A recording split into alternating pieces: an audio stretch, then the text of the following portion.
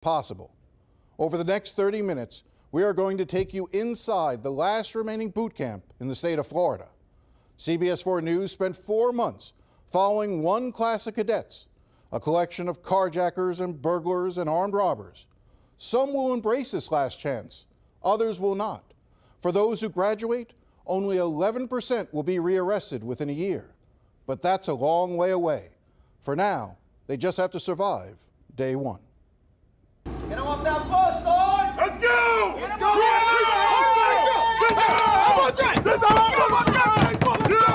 It's 4 a.m. and the first class of 2014 has arrived at the Miami-Dade County Boot Camp. Sir, yes, sir! Somebody move, you're going to say something. Understand that? Sir, yes, sir! You understand that? Sir, yes, sir! I said, what?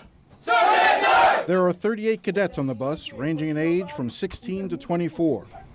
We going to do it my way, or we going to do it my way? There ain't no other way. Understand that? Sir, yes, sir! They have all pled guilty to a myriad of crimes and face sentences of up to 15 years in prison. Let's go! Move! Let's go! Let's go! Hey, hurry up and get off the bus! But the judges who sentenced them offered them one last reprieve: complete the boot camp program, and they won't have to go to prison. I can't hear you! I can't hear you! From the moment they arrive, the cadets are subjected to a verbal campaign of shock and awe, designed to test their limits. Hey, louder than that! Hey, sir! Hey, sir! Hey, sir! You move! Hey, hold your freaking mouth! Here, everyone is treated the same, whether they look hard and streetwise or scared and innocent. Louder! Faster! Faster! Faster! I can't see you! Faster! I can't hear you! My name is Jennifer. I'm 18 years old. I'm in here for carjacking, aggravated assault, false imprisonment, and burglary. Jennifer Flores was 17 when she and her friend forced their way into a stranger's car. Let's go! Hurry up! I was with my best friend, which is a girl, and we were just messed up on drugs and just wanted to take somebody's car. We got in his car and I grabbed him by the back of his head, and my co-defendant started just beating on him. Let's go! Today! Today! As the light rain falls, the youngest cadet in the class appears overwhelmed. Christian Arojo was 15 when he was arrested for aggravated battery after getting into a fight at a party, leaving the victim in a coma for 3 months. And you hit him because? Because I was drunk and he looked at me in the wrong way. The lack of self-control is a common trait among the cadets. Half the class failed to finish high school. 6 of the cadets were homeless and living on the streets. The key in boot camp is discipline and the realization that there are consequences for screwing up, no matter how small the screw-up might be.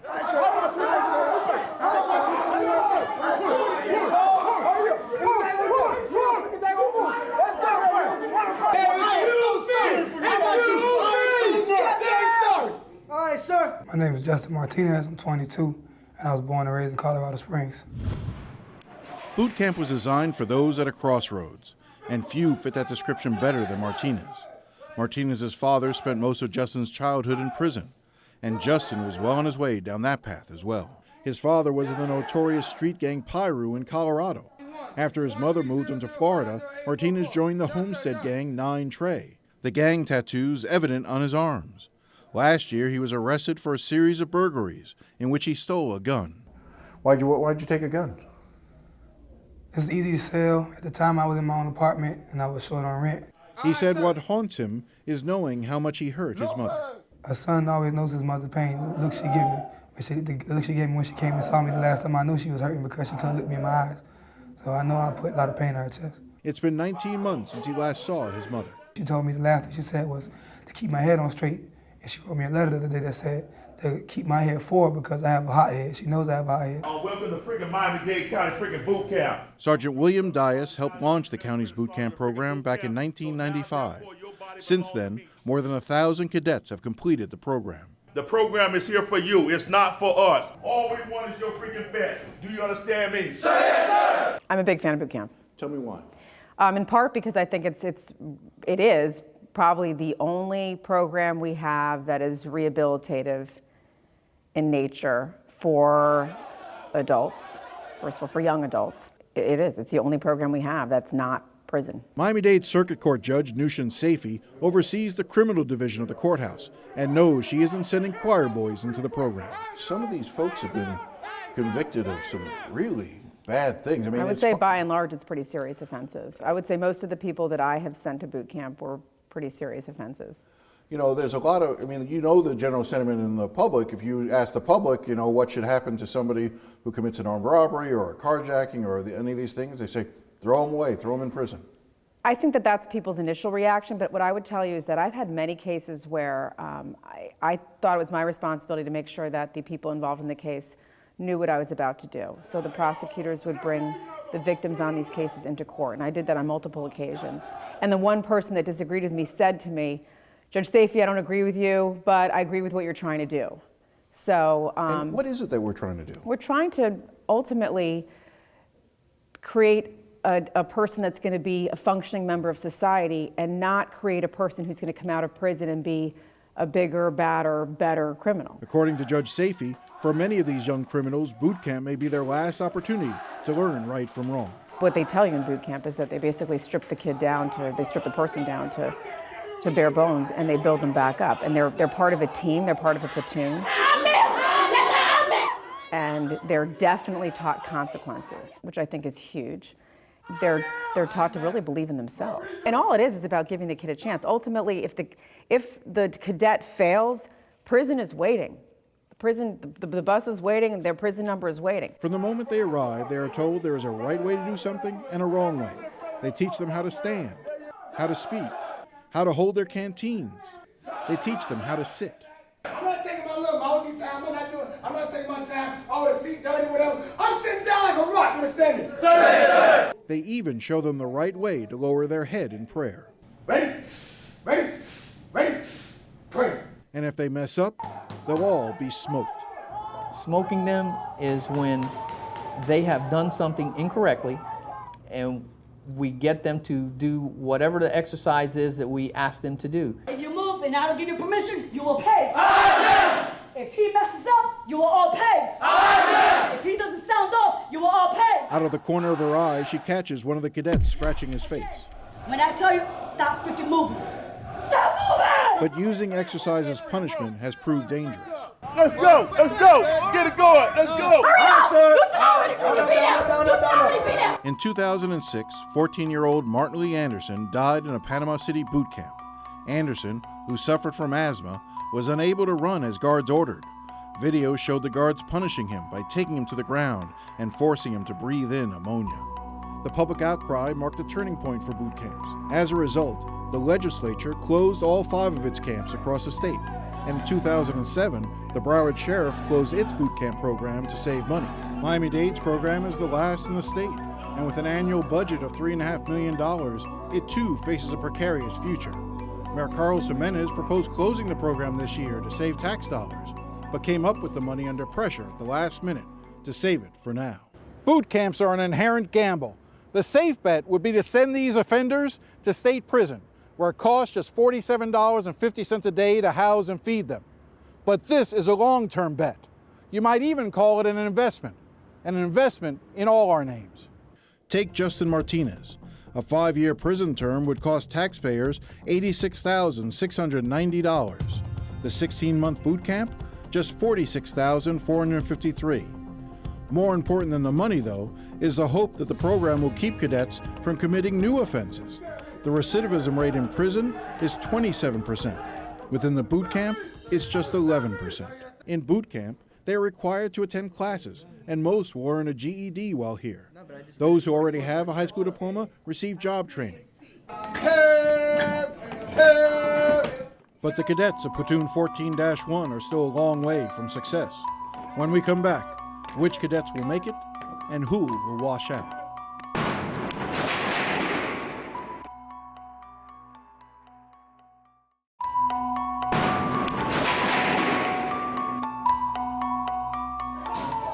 2 weeks into boot camp, and the cadets of Class 14-1 are proving to be more difficult than the instructors had hoped. Every time she act crazy, you gonna pay for it. Talking to you, little mama. The drill instructors have them so rattled, one cadet keeps referring to his male drill instructor as a woman. All right, man. Sir, you call me a man, you gotta be at your freaking back. You ever call me a man again, we gonna have a problem. You understand me? You understand me? Do you hear me? Get your eyeballs on me! Push!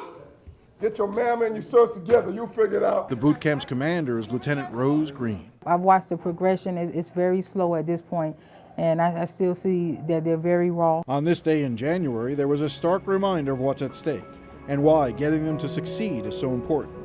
Cadet Mackenzie St. Fleur. Green had just learned a cadet who completed the program in December was shot and killed in front of his house. Mackenzie St. Fleur, 17 years old. We released him December 19th, I believe. He went back to the same home that he came from. So if that's the case, he went back to the very streets that he came from, unfortunately. Well, there's not a lot of options sometimes. They have to go back to, a lot of times they have to go back to the same streets, don't they? Absolutely, absolutely. And that's why we try to fortify them. St. Fleur had passed his GED exam while at the boot camp, but he never received the actual diploma. The certificate didn't arrive from Tallahassee until the day of his funeral. Justin Martinez is hoping for a different fate. I want to learn how to be a father for one. I have a son that's 1 and my daughter's 3. The most important thing he said he can do is provide a better example for his kids as they grow up. I never knew how to work for anything, and when I did work, I never appreciated working. I could have gave back to my mother and my kids, but instead I spent it on myself. 16-year-old Arojo is already the father of a boy and a girl, and Flores a 3-year-old son. I had him when I was 15. She hasn't seen her son in 8 months. My mom tells him that mommy's away for being bad, that mommy's in timeout. So when I talk to him, he tells me to behave good.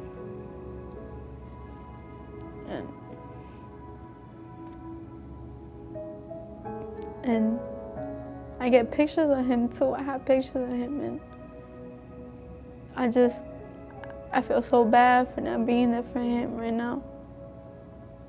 Like, it's crazy I had to go through all this to realize how important family is.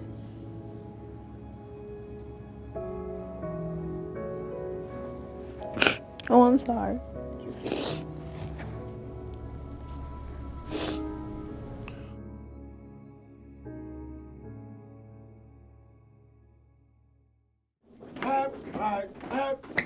Since the start of boot camp, one frequent target for the drill instructors was a familiar face. Mark Andino is what is known as a recycle. He was in the program last year but ran into trouble and quit. He then pleaded to the judge to let him try again. Now he's back, and the drill instructors are all over him. I don't know how you run to boot camp with that bill. You gonna be eyeballing me, son. The charge that landed him here in boot camp? Armed robbery. My girlfriend was pregnant. I was under a lot of pressure, and I made a stupid decision, and I robbed a jewelry store. You think I don't remember you? I'm talking to you. Well, you know what, son? You better get new. This is your second time around, right? You need to get right. You understand me? Don't be a freaking statistic. Do you understand me? Nearly 2 months have now passed, and the cadets are starting to show some signs of improvement. They seem to be getting it. For me to be able to contain my anger and contain my self-control in this place as long as I've did shows a lot about what these people do here. And, you know, they talk to us, yeah, they yell at us, but nobody sees the behind-the-scenes act when they talk to us and give us words of encouragement. For some, the drill instructors transition from guards to the parents they never had. They beat on us, but I realized the difference between picking on me and trying to help me. One person who failed to make that connection was Andino. The cadet had finally run out of second chances. Mr. Andino refused, Your Honor, to comply with the instructions and orders for the program. Not even halfway through the program, Andino has had enough. After refusing orders and threatening staff, the drill instructors decided it was time for him to get on that bus for state prison. On this day, they were updating the judge that granted him boot camp. Your client is potentially facing some very serious consequences. Flunking out of boot camp meant he would have to serve the remainder of his 6-year sentence in state prison. We caught up to him a couple weeks later inside the jail, where he was waiting to be transferred to state custody. Once you got out of boot camp and once they brought you here, Yeah, I felt stupid. you realized you made a mistake. I felt stupid because, you know, I know what I traded out. I traded out some months for some years. Andino said he couldn't handle being disrespected by the drill instructors and forced to endure some of the physical punishments, like crawling through the pit. At the moment, it's like my mind's just, I want to escape. I want to get out of here. I want to get out of here. I want to get out of here. And when I had the time to sit there and they brought me back to the jail and I had the time to sit there and really think about it, I felt stupid because I gave it all up. I gave my freedom up. I let a lot of people down, you know what I mean, for nothing.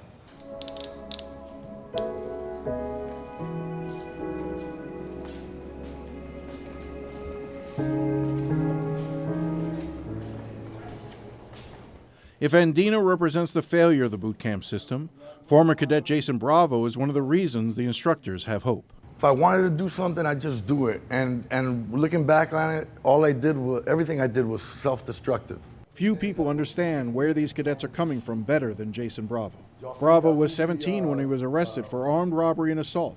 He was facing a 15-year prison sentence when the judge offered him a chance at boot camp. That was in 1998. This was my bunk. Bottom. Bottom? This was my bunk right here. I'd have to line up. This is where we'd eat chow 3 times a day. A lot of good memories here. Are there really? Yeah, I mean, looking back at it, it was only for the best, at least for me. And like I said, I made real friends here with the officers particularly. They took a vested interest in those who really took their recovery seriously. It's the discipline, right? It's that idea of you got to do what you got to do.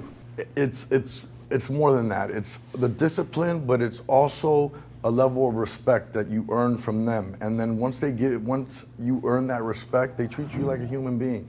And then you understand why they're doing it. And then you see that their motives and their intentions are good. And then you worry about disappointing them, or you want to earn their approval. The drill instructors not only helped him get through the program, but the staff wrote letters of recommendation to get him into college and then law school. After Bravo passed his bar exam in 2008, the Florida bar held up his license because of his prior felony arrests. But once again, it was the drill instructors who came through, vouching for his character. Now at 33, he's been practicing law for 4 years, and he's paying it back by talking to the cadets. There's nothing that I accomplished before in my life. I accomplished nothing before I came to boot camp. Probably the first thing that I did in my life that was worth mentioning in a positive way was graduating from boot camp. When we return, the big day for these cadets has finally arrived.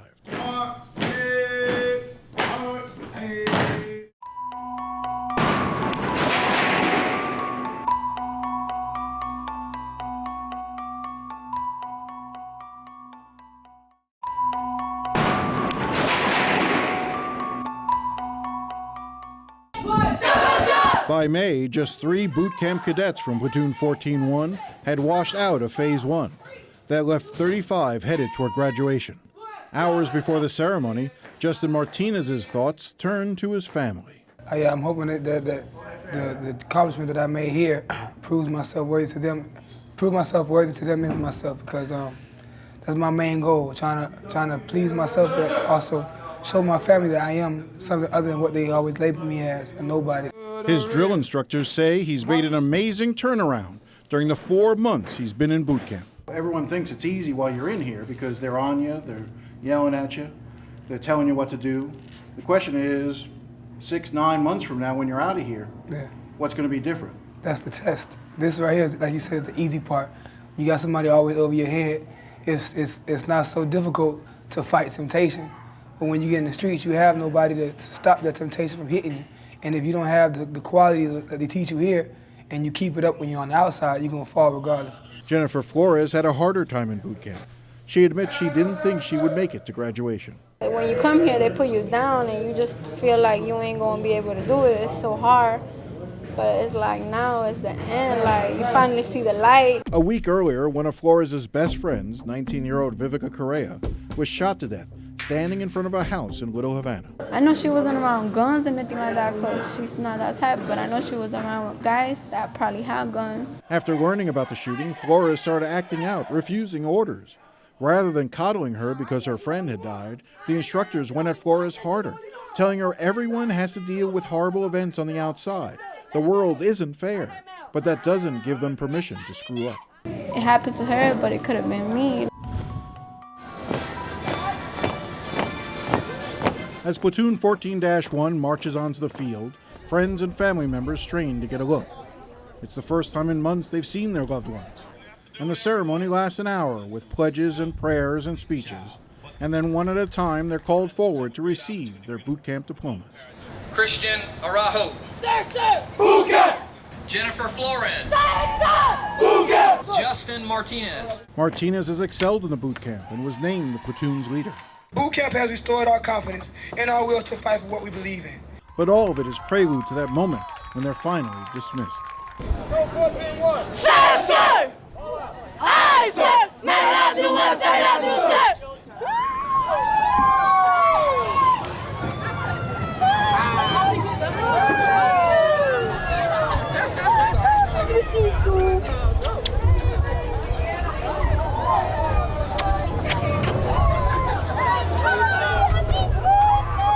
Across the yard, the tearful scene is repeated.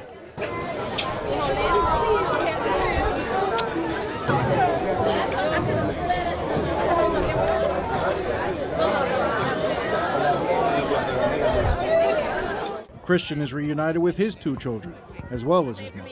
His name is Connor, he's 5 months. That's Christopher, he's 2 years old. I'm proud of him and I thank God because I see him and he changed a lot. A short distance away, Justin is with the women in his life, his baby girl, his mother, and his grandmother. He's happy, he's at peace with himself. I can tell he's at peace, and I'm happy about that. Before he went into this, where was he heading? Down a dark road. Down a dark road. The next phase will begin the process of finding jobs and entering the work release phase of the program.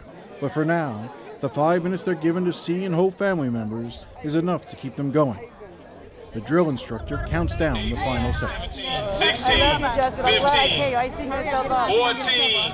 13, 12, 11, 10. Go get a line. Okay, love you, bye. Okay. 7, Bye. 6, 5, 4, 3,